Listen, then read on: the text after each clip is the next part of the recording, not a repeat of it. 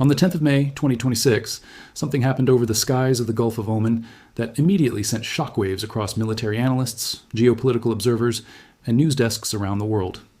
A United States Air Force F-35A Lightning II stealth fighter squawked emergency transponder code 7700 while flying over the Sea of Oman near the Strait of Hormuz. That single 4-digit code, transmitted silently through the aircraft's transponder system, set off a chain of events that revealed just how dangerously close the world's most volatile waterway had come to the edge of open, full-scale military confrontation. To understand why that moment mattered so deeply, why it sparked immediate panic in Tehran, confusion in Washington, and alarm in capitals from London to Beijing, you need to understand what that code means, where this aircraft was operating, what kind of machine it actually is, and just how much had already happened in the weeks and months leading up to that singular moment in the skies above the Gulf. Let's start with the basics, because understanding the language of aviation is critical to understanding why this moment carried the weight that it did. In aviation, the emergency code 7700 is a universal transponder squawk code used by pilots to declare a general emergency. When a pilot enters this 4-digit code into the aircraft's transponder, it immediately alerts air traffic control and surrounding radar facilities that the aircraft requires priority handling and assistance.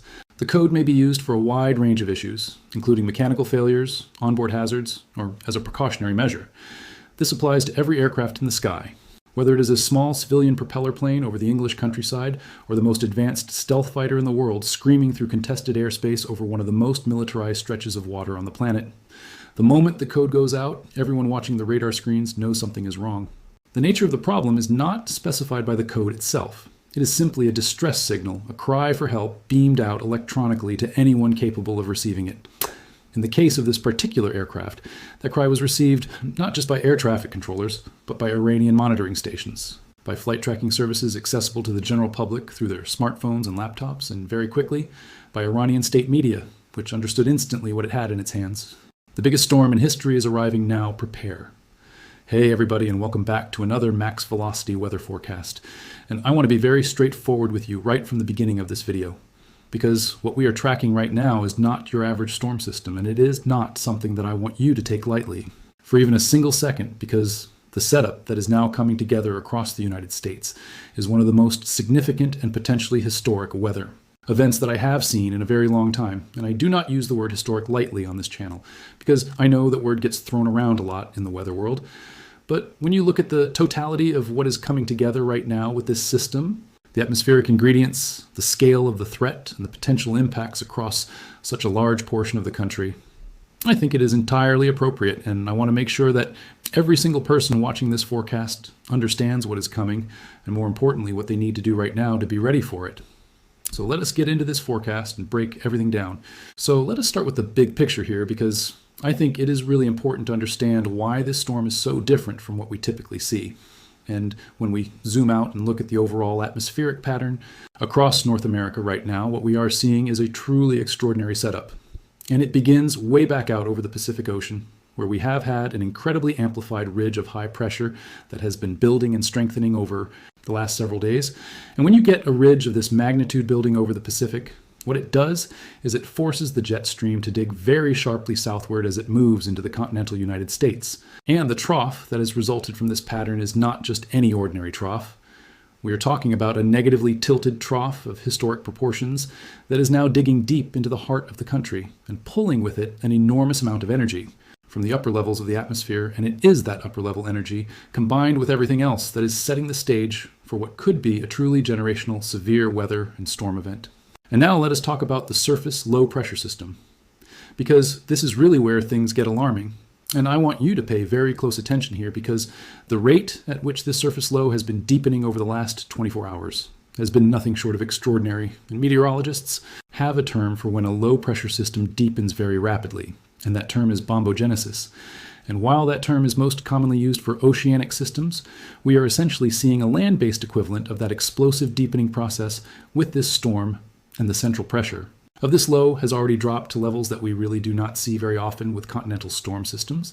And the models are suggesting it could continue to deepen even further as it tracks across the central United States over the coming hours and days. And what that means in practical terms is that the pressure gradient around this system is going to be extraordinarily strong. which translates directly into extremely dangerous wind conditions across a very large area. Now, I want to talk about the wind threat specifically because I think this is one of the most underappreciated aspects of this storm system. And when we look at the pressure gradient winds that are going to be associated with this low E, we're talking about sustained winds that could reach 50 to 60 miles per hour across a large swath of the central and southern plains, and with gusts potentially exceeding 70 to 80 miles per hour in some locations. And to put that in perspective, those are borderline hurricane force wind gusts, and we are talking about those occurring well away from any coastline in the middle of the country. And these kinds of winds are going to be capable of causing widespread and significant damage to trees, power lines, structures, and anything else that is not firmly secured.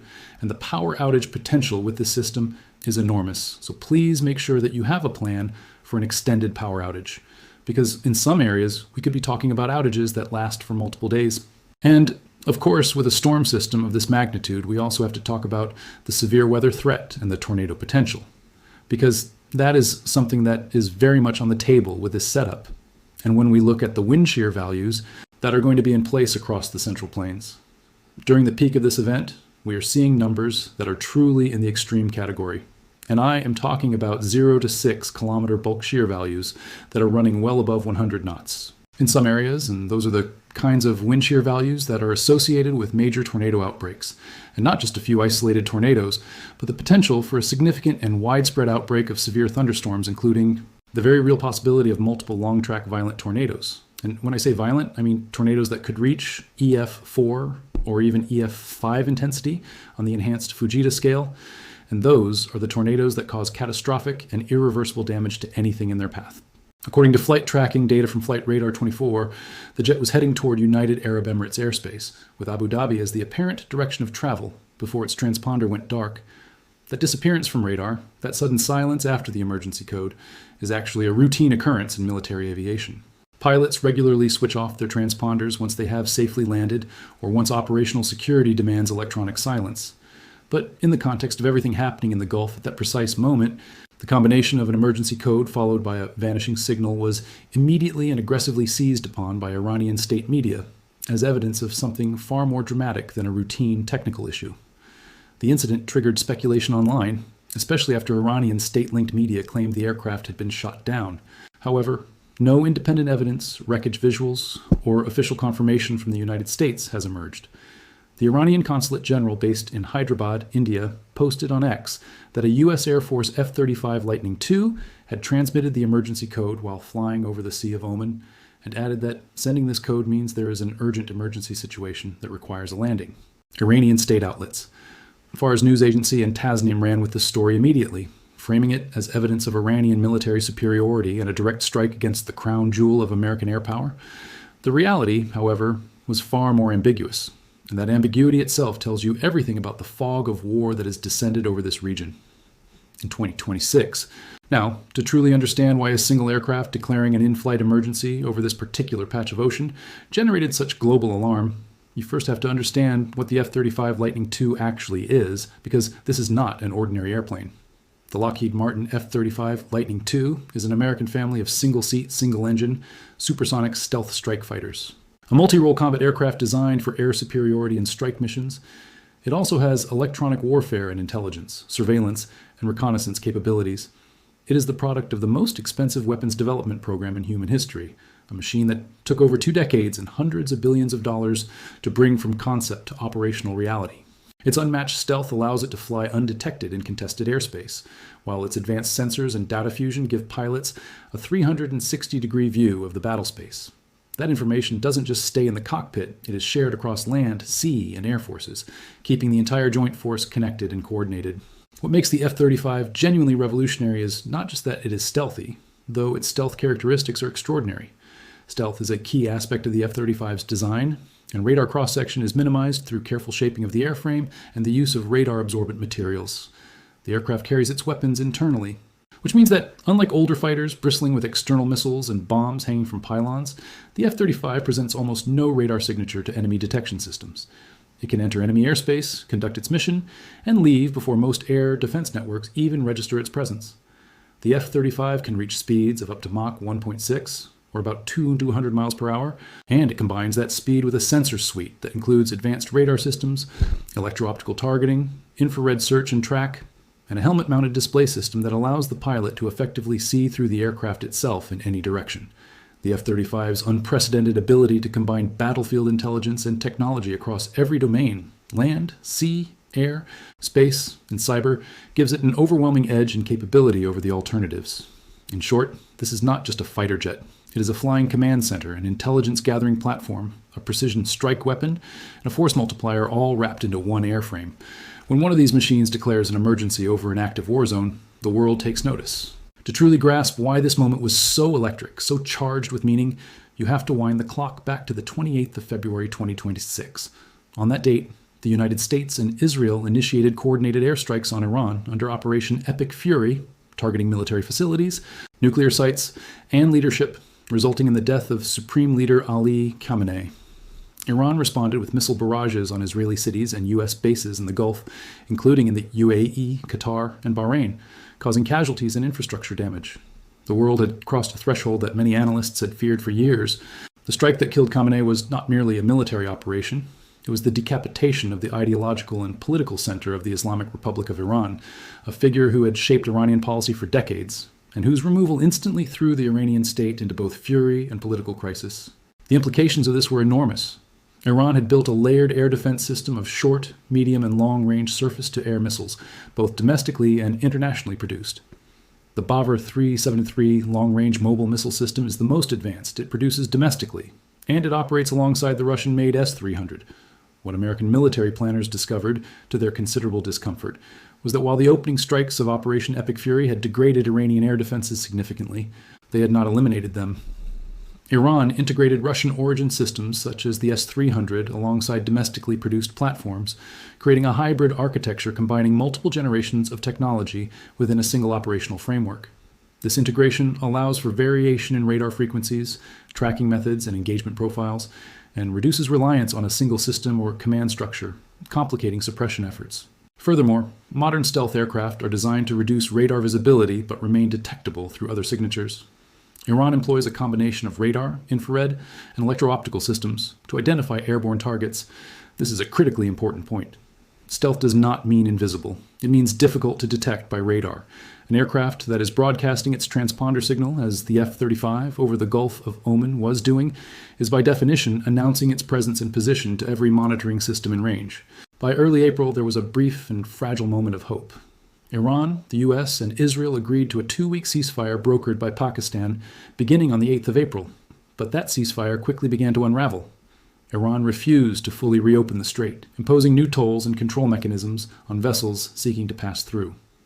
Iran began controlling traffic through the strait and charging tolls of over $1 million per ship. Washington viewed this as a direct violation of the spirit of the ceasefire and an intolerable economic imposition on international shipping. Trump responded by announcing a naval blockade of Iranian ports starting on the 13th of April.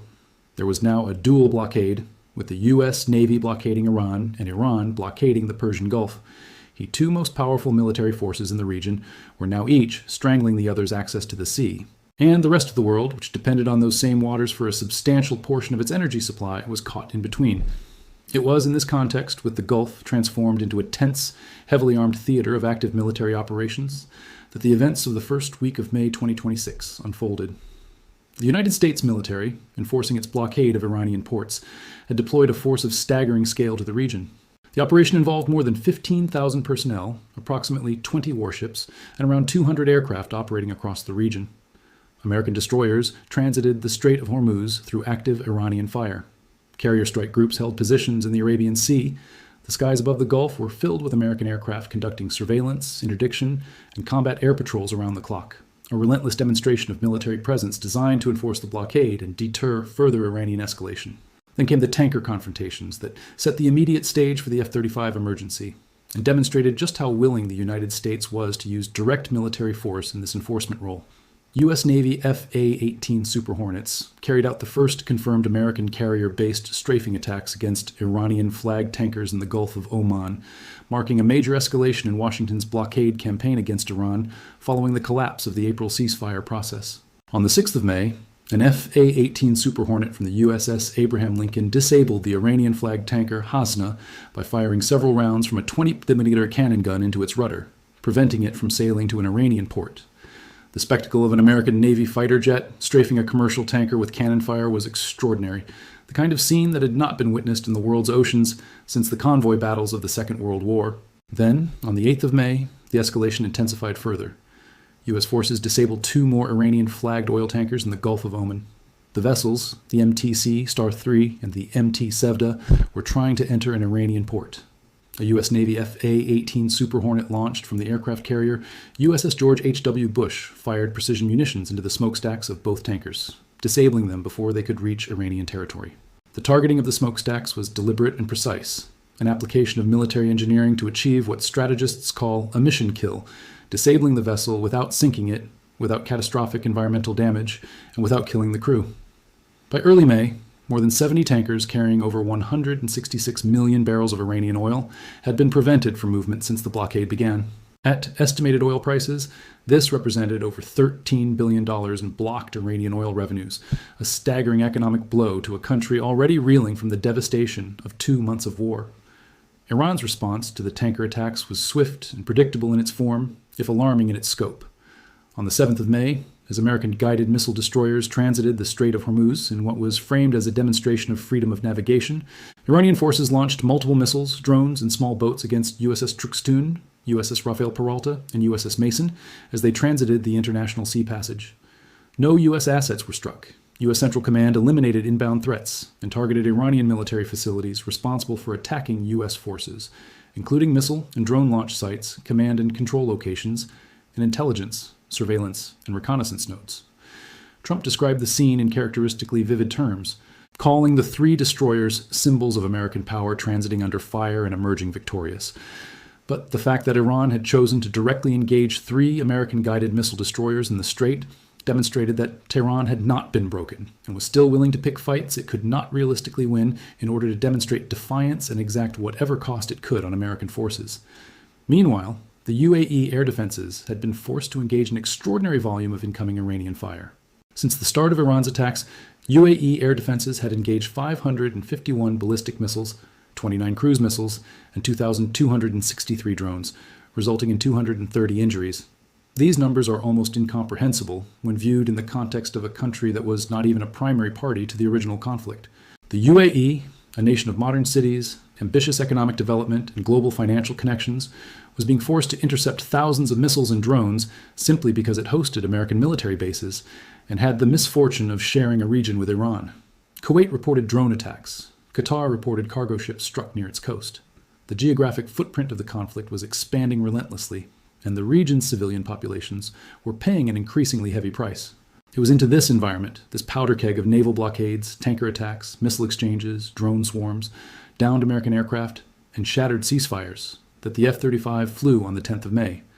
The aircraft was part of the ongoing American air campaign, the sustained aerial presence that the United States had maintained over the Gulf since Operation Epic Fury began. Iranian state media outlets Fars News Agency and Tasnim reported that the code 7700 indicated an immediate emergency requiring landing. The cause of the emergency was not immediately clear. What we know from publicly available data is that the aircraft was visible on flight radar 24, which means its transponder was active and broadcasting its position. The emergency code was genuinely transmitted. Whether it resulted from combat damage, a mechanical malfunction, a sensor warning, a precautionary declaration, a medical issue aboard, or some other operational reason remains unknown because the United States did not confirm the incident, did not comment on it, and offered no public statement of any kind. That silence from Washington is itself profoundly significant. The American military does not typically comment on the operational movements of its stealth aircraft, and particularly not on incidents that could be interpreted as vulnerabilities.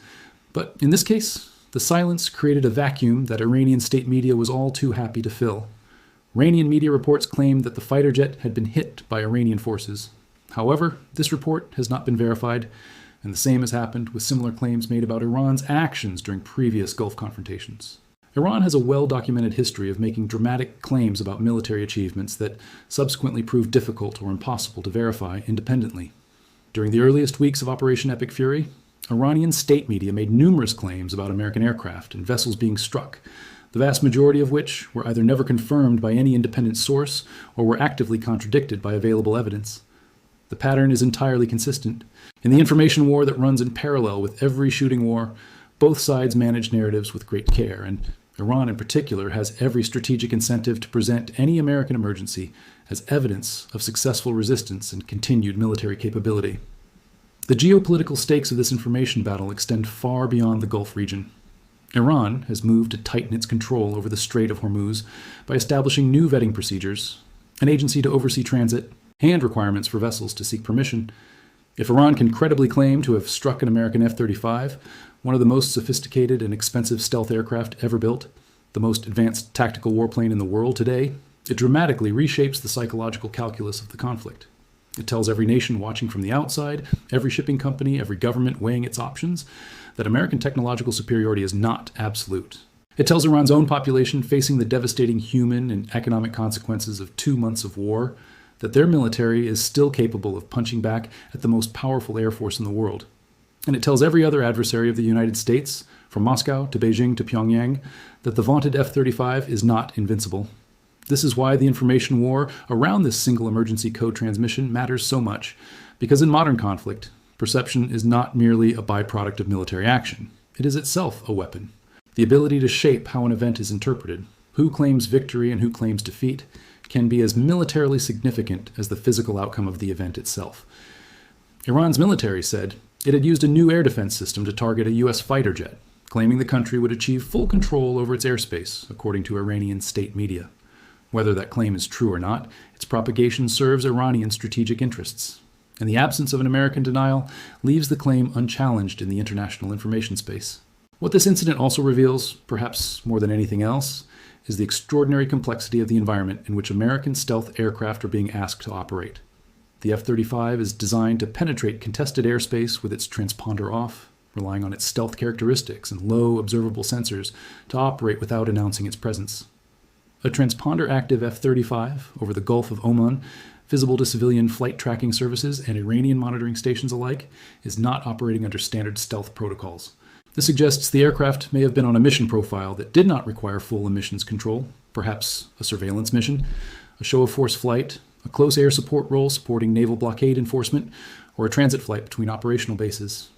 Whatever the mission, the fact that an emergency declaration occurred in this location at this moment in history ensures that it will be studied, debated, and interpreted for years to come. The broader strategic picture that emerges from all of this is one of a conflict that has evolved far beyond the boundaries of what either side originally anticipated. What began as a targeted U.S.-Israeli military operation against Iranian nuclear facilities and military infrastructure has transformed into a sustained multi-domain war involving naval blockades, tanker attacks, drone swarms across multiple Gulf states, daily aerial combat operations, diplomatic negotiations conducted through intermediaries, economic warfare on a massive scale, and now the emergency declaration of the world's most advanced stealth fighter over the world's most strategically critical waterway. Iran signaled it would not be pressured by American deadlines over a proposed peace framework. Iranian Foreign Ministry spokesman Esmail Baghei stated that Tehran would respond to any proposal at the appropriate time, dismissing American deadlines as meaning nothing to Iran. Secretary of State Marco Rubio was telling journalists simultaneously that the U.S. was expecting an Iranian response to its latest diplomatic proposal and hoping it would open a serious negotiation process. The gap between these two positions reflects a deeper truth about the current situation. Both sides have painted themselves into corners from which it is genuinely difficult to extract themselves without appearing to have capitulated to the other. For the United States, maintaining the blockade is essential to demonstrating that the military operation has achieved meaningful strategic results. Abandoning it without Iran formally agreeing to verifiable limits on its nuclear program and its regional military activities would be politically untenable for the Trump administration and would validate the Iranian argument that American pressure can be resisted and outlasted. For Iran, agreeing to American demands while American jets are actively disabling Iranian tankers and American destroyers are blockading Iranian ports would look indistinguishable from submission. And the Iranian government, regardless of the suffering its population is enduring, cannot afford to be seen bowing to American military coercion. The F-35 emergency on the 10th of May landed in this unresolved diplomatic stalemate like a stone into still water, sending ripples in every direction simultaneously. Iranian state media made its claims, American officials said nothing. Flight tracking data showed the aircraft heading toward UAE airspace before going dark. The world was left to interpret a silence. That silence, in the context of everything happening around it, was deafening. What this moment ultimately represents, stripped of all its geopolitical complexity and reduced to its most essential human reality, is a reminder that war is not a video game. It is not a clean exchange of forces in which superior technology guarantees immunity from danger. It is a chaotic, terrifying, unpredictable environment in which the most sophisticated machines ever built by human beings can still experience the same fundamental vulnerabilities that have always attended armed conflict. An F-35 pilot, sitting in the most advanced cockpit in aviation history, surrounded by sensors and computers and stealth coatings worth tens of millions of dollars, is still a human being flying a machine made of metal and composites and fuel, subject to the laws of physics and the accumulated uncertainties of combat. When something goes wrong at 30,000 feet over a war zone, 4 digits on a transponder are still the most powerful words that pilot can send to the world. The story of the F-35 emergency over the Strait of Hormuz is not just a story about one aircraft on one mission on one day in May 2026. It is a story about the nature of modern warfare, about the gap between technological ambition and operational reality, about the way information and perception shape conflict as powerfully as weapons do, and about the terrifying reality that the world's most critical energy corridor is currently a live combat zone. The Strait of Hormuz, through which a fifth of the world's seaborne oil must pass, through which the energy supplies of dozens of nations flow, is today a battlefield. And somewhere above that battlefield, on a Sunday morning in May, the most advanced fighter jet in the world screamed a 4-digit distress code into the sky, and the whole world stopped to listen. Whatever the cause of that emergency, the signal it sent was unmistakable. We are living through a moment of genuine historical danger, and the skies above the Gulf of Oman are where that danger is being decided, one flight at a time.